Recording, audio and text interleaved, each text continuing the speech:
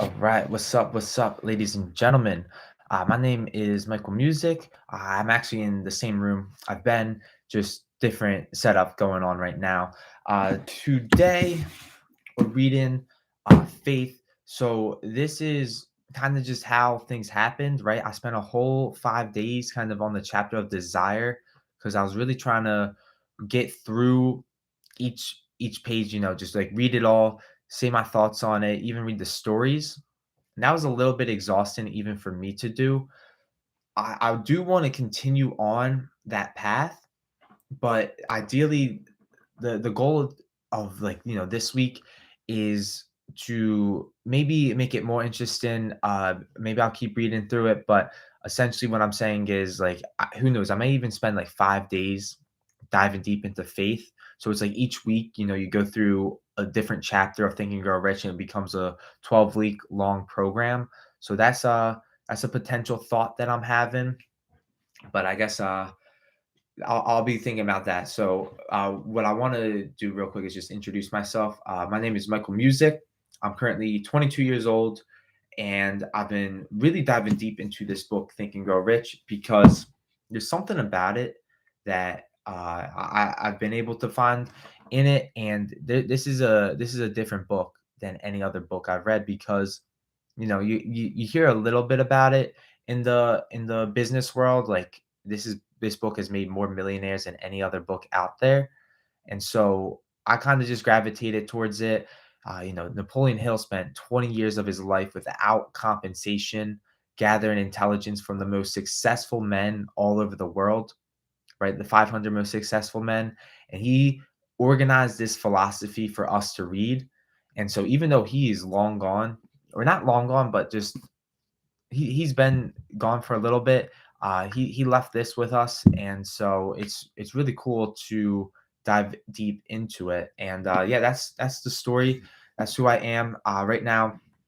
What do I do? I've been doing some engineering sales. I've been just selling software, business to business, and I realized like, okay, I'm not gonna get filthy rich doing this. Like I may make upwards 200K uh in a little bit, but like it's not like like the mega millions that we're talking about. So the reason I study this is because I want to not only understand it myself, teach it to you, help you really get involved in Think and Grow Rich, and essentially like let's maybe I can be a living testimony of someone who studied this book so long and it actually works, right? Like I will say this book is awesome because it's a philosophy, not a book, right? Like this is different principles in here that I think you can apply over and over again.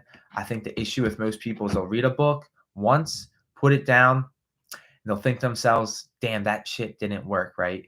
And that's not what we're here to do with Thinking You're Rich. We're here to go against the stigma of just reading this once, right? We're going to read it, dive deep into it, actually apply what he's saying in here. It doesn't matter what business you're in; these principles will apply to you, and yeah, go from there. So that's my little spiel. Before we get started, we're gonna start on faith, and I'm not going to read everything word for word in this chapter, but what I would like to do is just start by reading it, and that's what gets my gears going. And then from there, I'm going to ask you some questions, maybe have you think a little bit as I go through this.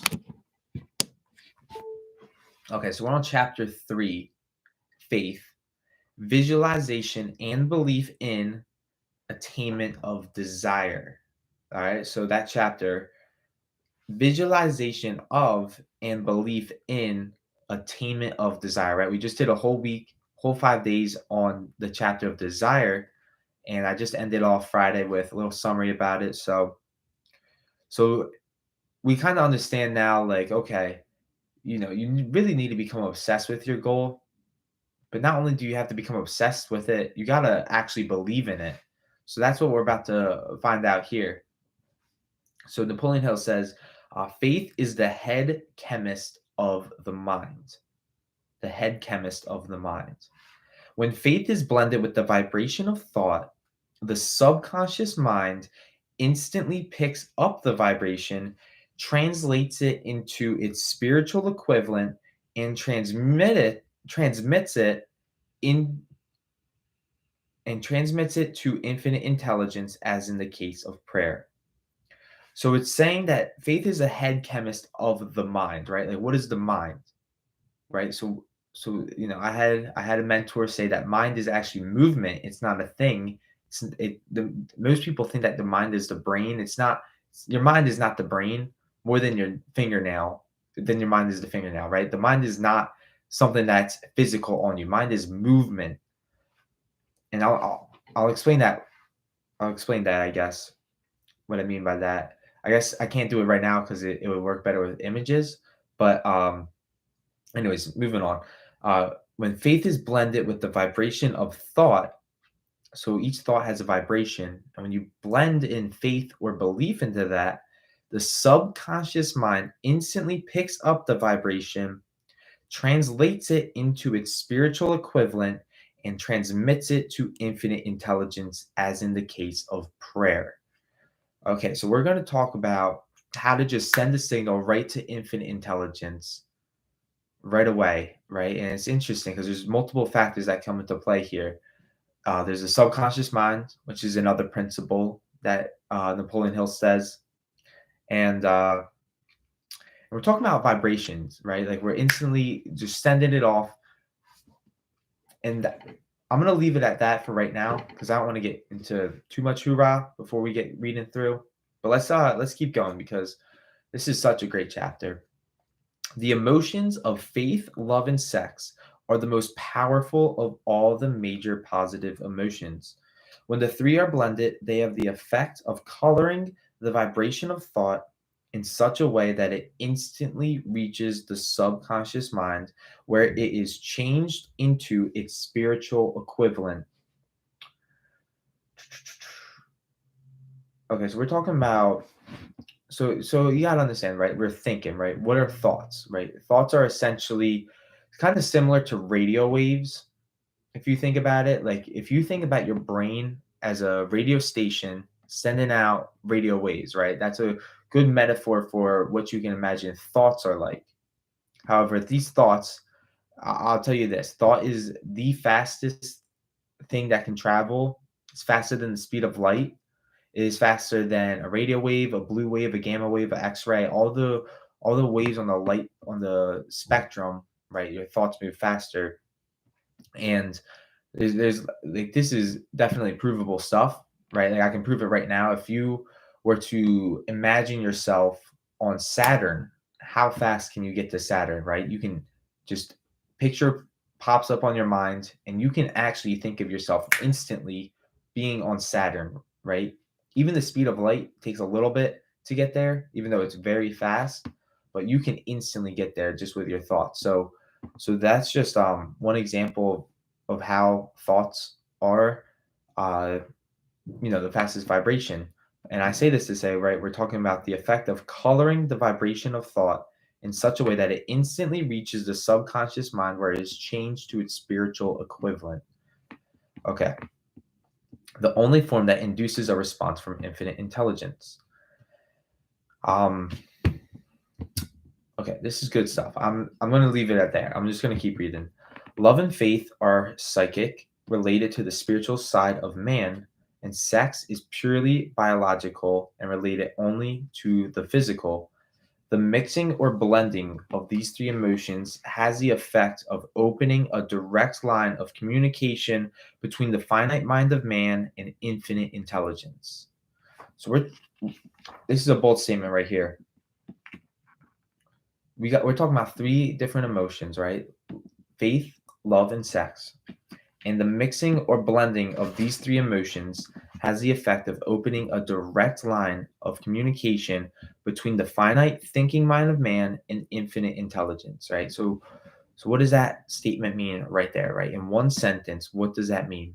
It means that instantly, like, there is a way that you can have direct communication with infinite intelligence. Now, those aren't my words; those are Napoleon Hill's, but I'm going to take them as true for what they are worth, right? So It's a very interesting concept to understand that just three different emotions, direct communication with God. Like now you understand. Like this book gets really deep. Okay, now we're talking how to develop faith. There comes now a statement which will give a better understanding of the importance of the principle of autosuggestion assumes in the transmutation of desire into its physical or monetary equivalent. Namely, faith is a state of mind which may be induced or created by affirmation or repeated instructions to the subconscious mind through the principle of autosuggestion. I'm going to pause on that sentence real quick, right? We're saying faith is a state of mind, right? So understand what is a state of mind, right? Napoleon Hill said in the beginning of this book that no fewer than 100 times has the secret been revealed on the pages. And understand that we also talked about in the previous chapter that desire was a state of mind. And I noticed that when I read through this book the first time, state of mind keeps getting popped up for different chapters, actually, like persistence, cultivating the state of mind known as persistence, right? These are all states of mind, right? So we talked about earlier that mind is movement. It's not your brain, it's not your fingernail. Your mind is in every cell of your body, right? And we're talking about a state of mind. So what does that mean? It means a level of vibration that your mind is moving in. So now what are we talking about? It's a state of mind, or it's a vibration of of a way of thinking, right? It's like there's different levels to it, right? And so if you're operating down here, you may not be on the right state of mind. I'm talking about a lot of crazy stuff right now, but what I'm saying is this state of mind can be induced or created by affirmation or repeated instructions to the subconscious mind through the principle of autosuggestion. As an illustration, consider the purpose for which you are presumably reading this book. The object is naturally to acquire the ability to transmute the intangible thought impulse of desire into its physical counterpart, money. By following the instructions laid down in the chapters on autosuggestion and the subconscious mind, as summarized in the chapters on autosuggestion, you may convince the subconscious mind that you believe you will receive that for which you ask, and it will act upon that belief, which your subconscious mind passes back to you in the form of faith, followed by definite plans for procuring that which you desire. Okay.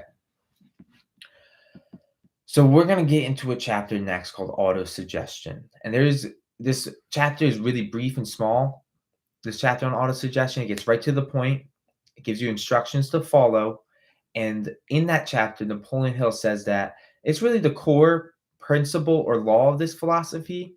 And all the other chapters kind of follow on ways to implement the law of autosuggestion.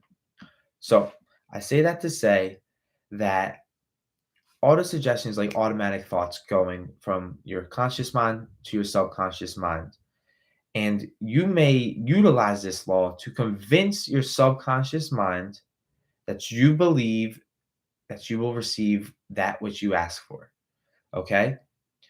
And the idea here is to really implant it so deep in the subconscious mind, because that's what truly triggers action, right? Like, I know, and I know exactly what you need to do, right? Like right now, I have to be making 50 phone calls a day, and at least, right?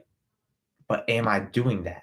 So unless, and that's why it's like so important for repetition to really implant these ideas into your subconscious mind so that you actually act on them, right? Because I know so many people with the degrees that aren't doing the thing that's going to get them rich, and they know what they need to do, but they're not doing it. And this actually is going for me too. I know what I need to do, but I'm not doing it. And that's why it's so important to use this law of autosuggestion to plant these beliefs in my subconscious mind in the form of faith, right? So here's the key, right? Let's say you imagine you had a direct line of communication with infinite intelligence. You can send him an idea of something you want to get done, right? What what is infinite intelligence going to send you back? Right? Is it going to send you the thing that you asked for? No, that's not how it works. What you may receive is you may receive a definite plan procuring that which you desire, right? So you have this desire, you have this dream, you have this goal, and you're going to apply these principles here. You send that prayer up to infinite intelligence. And what is it going to send you back? It's going to send you a potential plan or a definite plan that you may follow to obtain it. It's not going to send you the thing. And that's what's so cool about it, right? When I figured this out for myself, I realized I don't pray to get the thing. I pray for the plan to take the action on to get the thing, right? Every question that you ask has an answer to it. It's like the law of polarity. So that's like the key distinction right there, between praying for a thing and knowing that you're going to get it, because you're not going to get it. It's not just going to come out of nowhere. Like it may be a clue, and there may be some instances where it does come out of nowhere. But the thing is, you're going to be ready to receive it when you truly know how to pray right, and that's what this paragraph is essentially saying. The method by which one develops faith where it does not already exist is extremely difficult to describe. Almost as difficult, in fact, as it would be to describe the color of red to a blind man who has never seen color and has nothing with which to compare which you describe to him.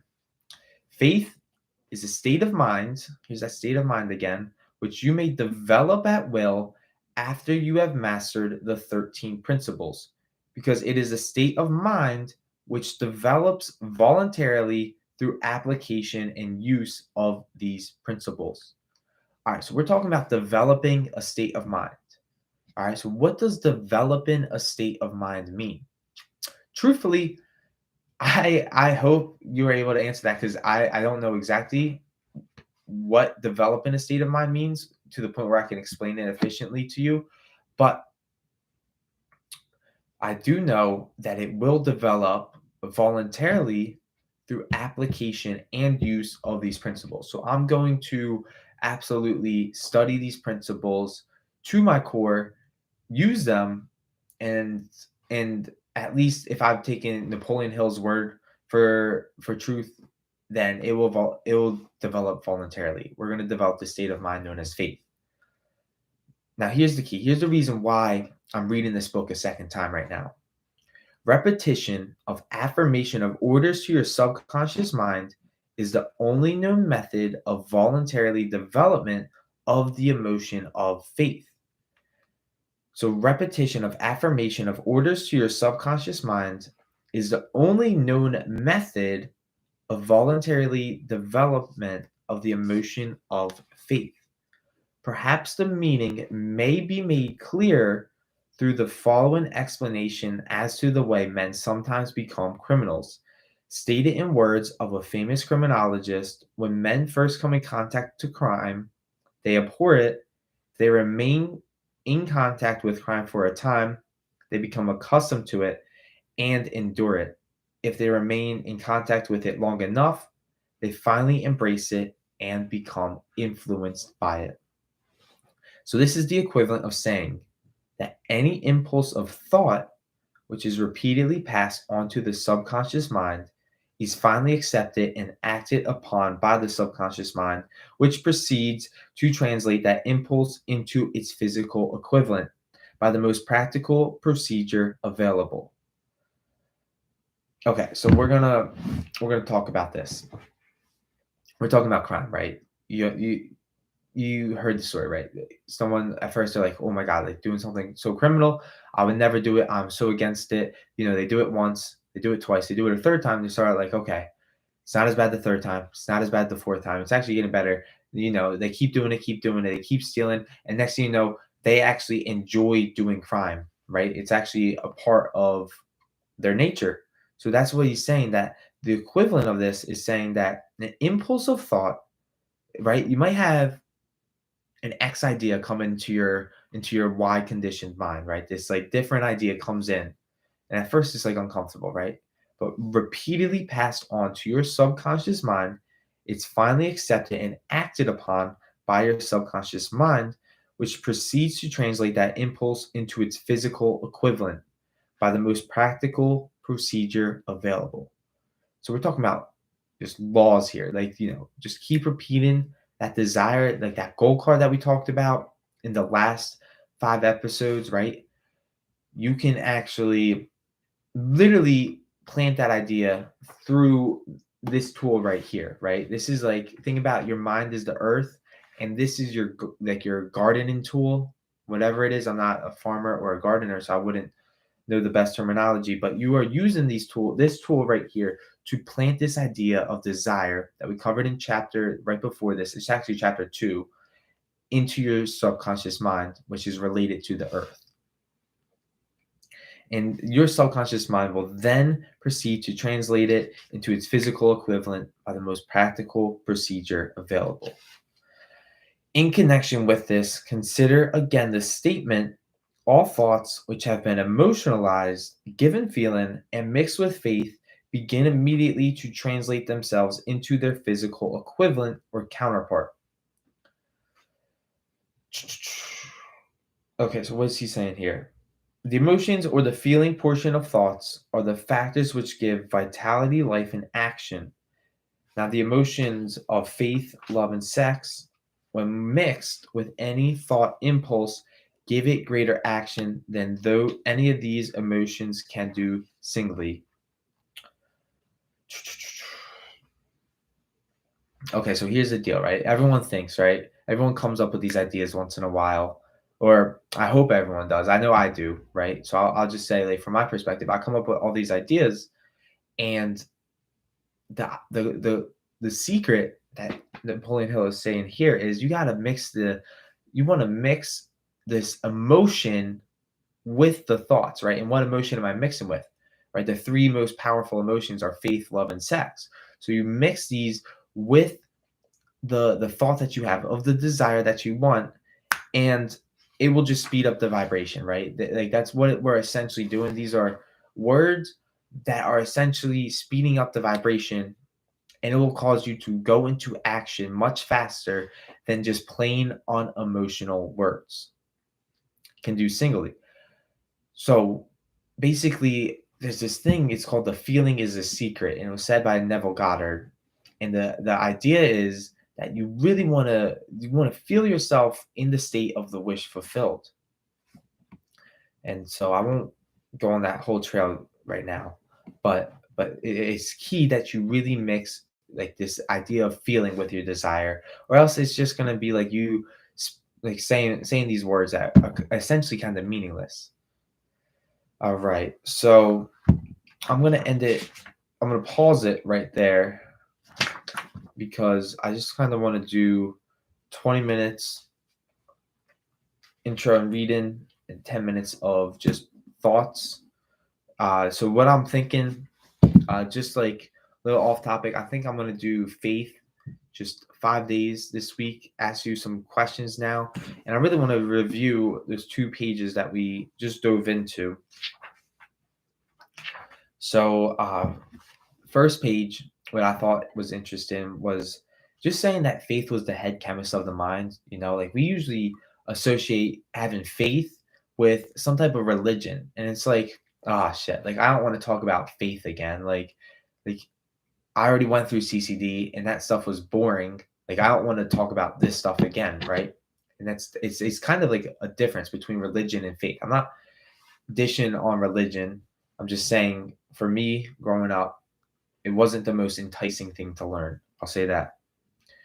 And so faith is different than this religion. I'm not studying the Bible, right? Faith is equivalent to like saying believing, right? So I actually enjoy this word much better, like believing in my own dreams, right? That's much more exciting to talk about.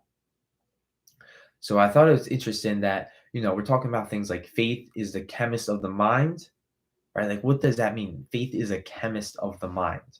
And when it is blended with the vibration of thought, the subconscious mind will instantly pick it up, this vibration, and translate it into its spiritual equivalent and send it over to infinite intelligence. So what's this whole idea of vibrations of thought? And what is the subconscious mind?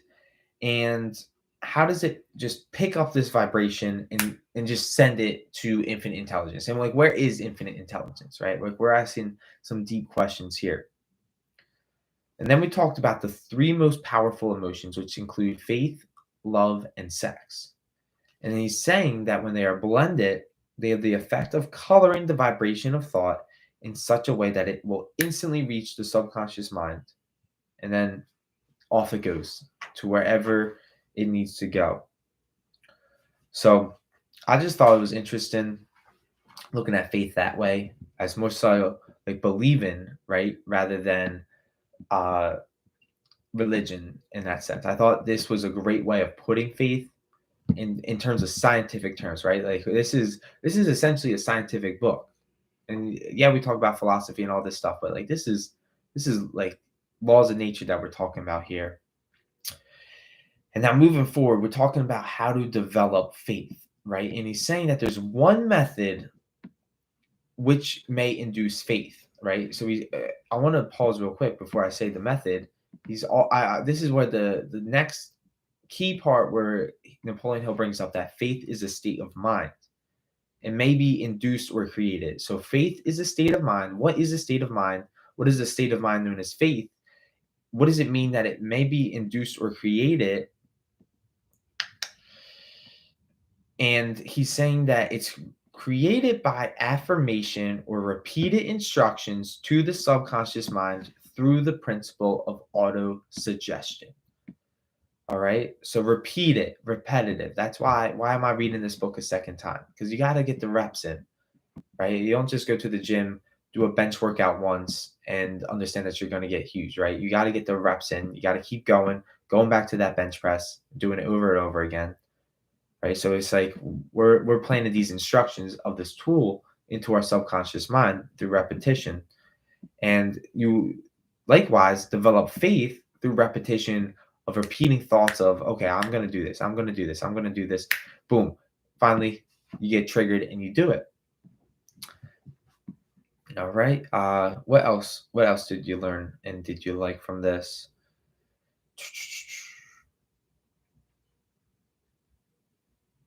Okay. So now next, it's like, what is prayer? How do you actually pray? Right. Like, you see a lot of people getting on their hands and knees, saying these words, expecting it to just shoot up, right? Is that praying? No. So Bob Proctor, one of my mentors, actually said that's not praying. It's just getting on your hands and knees and making noise, right? You truly got to believe that which you're praying for. So that's why it's so important to study this idea on faith. Because if you don't believe it's going to happen, then why should it happen? Really? Like, at that point, what's the difference between believing it's going to happen, taking action on it, and it's just wishful thinking? Okay, so this is something that I'm actually sharing to myself as well, rather than to you. I know this is some hard hitting questions, right? And what happens when you do effectively pray? Right, we talked about a little bit about praying, but what happens if you effectively pray? You receive back from infinite intelligence, or whatever you may call it, definite plans for that which you prayed. So you have this desire, right? You send it up wherever it may be, wherever infinite intelligence is, and you get it back in the form of what? Do you get it back in the form of the thing that you actually prayed for? Has that ever happened to you? Have you ever prayed for a thing and then it's just like, phew, it's just right next to you? No. I mean, at least it hasn't happened to me. But what has happened was maybe the seed of that which I prayed for. It could be just one slight idea that I can actually take definite action on. It may be a definite plan that you can take action on, right? There's this idea of, okay, you received the plan and you got to now do the work, right? There's no free lunch here. You're gonna receive a plan when you pray, and you got to then put in the work yourself. You gotta work with the laws here. All right. And then furthermore, I liked moving on, just saying once again, faith is a state of mind which may be developed at will after you have mastered the 13 principles. So you can truly develop this idea of faith by mastering all 13 principles in this book, which I think is very, very incredible. All right. And yeah, and then we left it off pretty much at that. So that's the beginning of the chapter of faith. It was a little bit of a deep dive, right? We're talking about some hoorah stuff. I definitely could get better at explaining it. And I want you to understand that I'm a big science guy. Like I got a degree in mechanical engineering, so I believe in science 100%. But I do like it a little bit when science mixes in with just like the spiritual side of stuff, right? So like, am I making this up? I'm trying my best to explain what Napoleon Hill is saying and what's resonating with me. I'm looking to ask good questions that may cause you to think. I'm not saying I know it all, but yeah, I definitely believe in these principles, and I think it's cool to understand the idea that okay, if I master these 13 principles, we're talking about 13 principles to not only getting what you want, but getting everything that you want, right? Like this philosophy, there's no limit to your faith. We'll read later on, later in faith that like if you truly do believe, there really is no limitations. So that's pretty cool to think about. So that's the beginning of the chapter on faith. I want to appreciate you all for watching, and yeah, peace out, Facebook, and until we meet again, YouTube. What's that saying? Until we meet again in time, space. Peace out, YouTube. Bye for now.